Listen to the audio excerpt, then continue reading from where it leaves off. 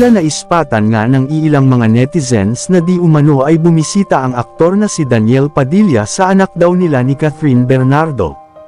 Marami nga ang umaasa na sana ay magkatuluyan ang dalawa at bumuo na din sila ng sariling pamilya. Kasi nga ine-expect ng ilang mga taga-hanga na magkaroon man lang sila ng kahit isang anak para na rin magkaroon sila ng lahing magaganda at gwapo na pagmamanahan nga ng dalawa, at ito nga ang wish ng ilan sa mga solid supporters ng nasabing magka-love team. Dahil nga sa tagal ng relasyon ng dalawa ay tila umaasa din sila na sana ay totoo ang balitang nagka-baby ang dalawa, at magandang balita nga din ito para sa kanila dahil ito ang isa sa mga pangarap ng ilan sa mga solid supporters ng dalawa.